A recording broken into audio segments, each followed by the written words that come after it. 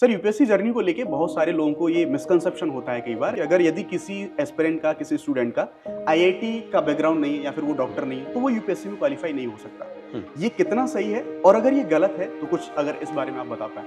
देखिए इसमें एक हिस्टोरिकल डेटा था, एक समय ऐसा था जब ऐसे भी कुछ साल देखे गए हैं कि आईआईटीज़ से, खासतौर पे आईआईटी कानपुर से ऐसा देखा गया है कि टॉप 10 में से कई रैंक्स आई हैं और टॉप 100 में से बहुत सारे लोग आईआईटीज़ से थे। लेकिन यूपीएससी का जो एक सिलेक्शन क्राइटेरिया है वो ऐसा किसी बायस को सपोर्ट करता नहीं है। तो यूपीएससी ने समय-समय पर अपने एग्ज़ाम में कुछ ना कुछ परिवर्तन किया है, कोई ना कोई चेंज किया है जिसके हिसाब से ये एग्ज़ाम ज़्यादा इक्वल हुआ है। हाँ, ये बात सही है कि आप देखेंगे तो जो लोग आईआईटी से होते हैं आम तौर पे उनकी चर्चा ज़्यादा होती है, उनके बारे में छपता ज़्यादा है। एक तो थोड़ा जिसको हम कहते हैं कि वो जीवन में एक बड़ा एग्ज़ाम निकाल चुके हैं। Yes, yes. तो जो इंजीनियर्स या डॉक्टर्स हैं जो एक बड़ा एग्ज़ाम निकाल चुके हैं पहले, उनके अंदर ये कॉन्फिडेंस होता है कि उनमें क्षमता है कि वो बड़ा एग्ज़ाम निकाल पाएँ, इसका एक फ़र्क होता है। दूसरा क्या होता है कि अगर आप किसी आईआईटी में जाएँ या किसी मेडिकल कॉलेज में जाएँ, तो जिस तरह की रेजिमेंटेड लाइफ़, जिस तरह की एक अनुशासित ज़िंदगी वहाँ पर लोग जीते हैं पढ़ाई के कारण, उसका उनको यूपीएससी में फ़ायदा मिलता है। इसमें कोई संदेह नहीं है। आईआईटी में लोगों को आदत होती है कि एक सेमेस्टर में आपने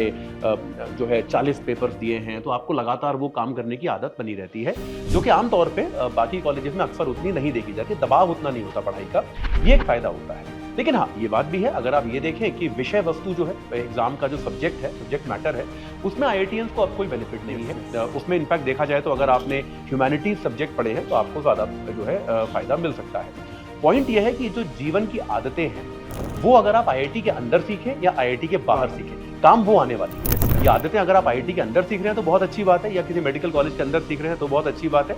ये आदतें अगर आप खुद से भी सीख सकते हैं किसी कोचिंग इंस्टीट्यूट में या खुद से भी सेल्फ स्टडी के माध्यम से भी, तो भी आपकी सफलता के उतने ही चांसेस हैं, उसमें और कोई फ़र्क नहीं पड़ता। यस।